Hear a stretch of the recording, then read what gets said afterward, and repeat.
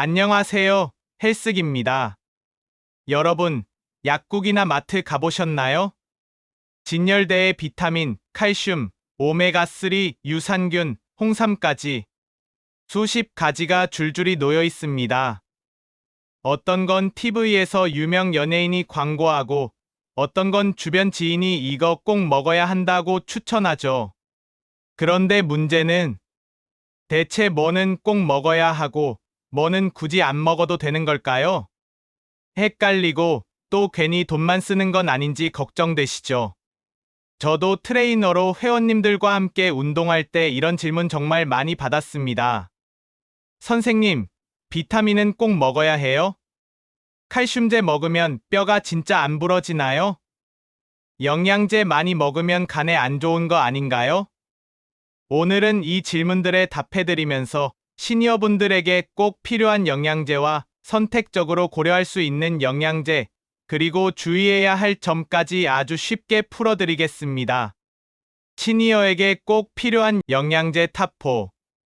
첫 번째는 비타민 D입니다. 비타민 D는 햇빛 비타민이라고 불립니다. 햇볕을 받으면 피부에서 합성되는데요. 문제는 나이가 들수록 합성 능력이 크게 떨어진다는 겁니다. 게다가 요즘은 미세먼지, 자외선 걱정 때문에 외출도 줄고 밖에 나가도 긴 옷을 입으시죠. 그러다 보니 시니어분들은 거의 대부분 결핍 상태라고 보시면 됩니다. 비타민 D가 부족하면 골다공증 위험이 커지고 낙상했을 때 뼈가 쉽게 부러집니다. 또 최근 연구에서는 면역력, 심지어 기분에도 영향을 준다고 알려져 있습니다. 실제로 비타민 D가 부족하면 우울감이 높아진다는 보고도 있어요. 권장량은 하루 800에서 1000IU 정도입니다. 음식으로는 연어, 고등어, 달걀, 노른자, 버섯에 들어있지만 음식만으로 채우기는 쉽지 않습니다. 그래서 전문가들이 공통으로 말하는 게 있습니다. 시니어라면 비타민 D 보충제는 거의 필수다. 두 번째는 칼슘입니다. 칼슘은 뼈 건강의 핵심입니다. 특히 여성분들은 폐경 이후 호르몬 변화로 뼈 손실이 빠르게 진행됩니다. 골다공증은 뼈가 약해지는 병인데 겉으로는 멀쩡해 보여도 작은 충격에도 쉽게 골절이 일어나죠. 제가 트레이너로 활동할 때 실제로 70대 여성 회원님이 계셨는데 칼슘제를 꾸준히 챙겨 드시고 주 3회 근력 운동을 병행하셨어요. 1년 뒤 골밀도 검사를 했더니 수치가 좋아졌습니다. 이분은 내가 젊어지는 것 같다며 굉장히 뿌듯해 하셨죠. 권장량은 하루 1000mg에서 1200mg. 우유, 치즈, 멸치, 두부, 브로콜리에서 섭취 가능하지만 유제품 소화가 어려운 분들이 많아 보충제를 고려할 수 있습니다. 중요한 건 칼슘만 먹는 게 아니라 운동과 함께 해야 효과가 커진다는 점입니다. 세 번째는 비타민 B12입니다. 많은 분들이 비타민 B12를 놓치시는데 사실 굉장히 중요합니다. 나이가 들면 위 점막이 위축되면서 위산이 줄어듭니다. 그러면 고기나 달걀에 들어있는 비타민 B12가 흡수가 잘 안 돼요. 비타민 B12가 부족하면 손발 저림, 기억력 저하, 어지럼증, 빈혈 같은 증상이 나타납니다. 심하면 치매와 혼동될 수도 있어요.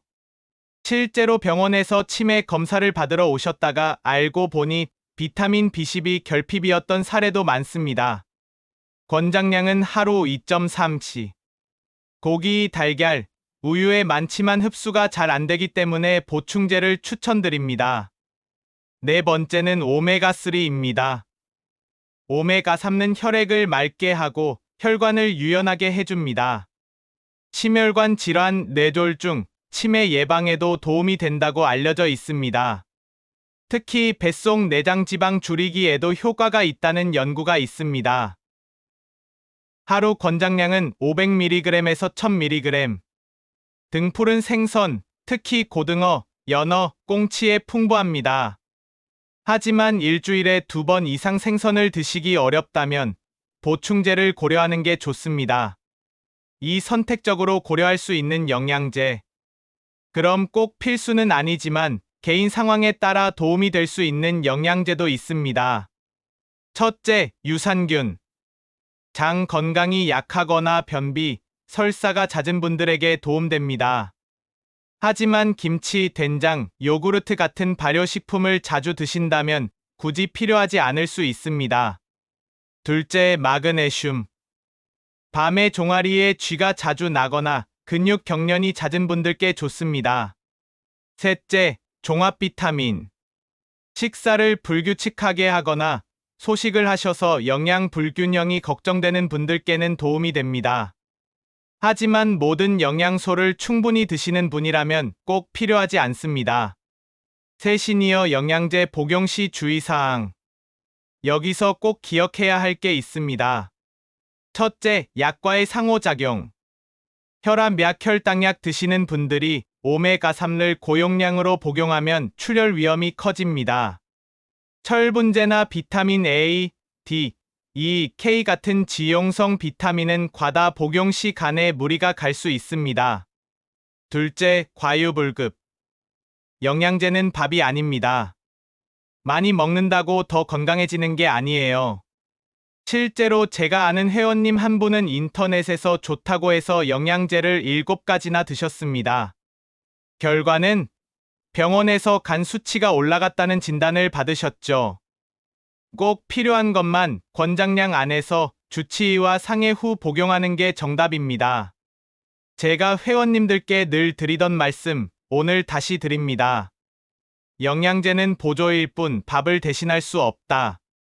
밥, 운동, 수면, 스트레스 관리가 기본이고 영양제는 부족한 부분을 보완해주는 조연일 뿐입니다. 회원님 중 한 분은 비타민 D와 칼슘제를 챙기고 매일 20분씩 햇볕 산책을 하셨습니다. 거기에 주 2회 근력 운동을 추가했더니 골밀도 수치가 1년 만에 개선됐습니다.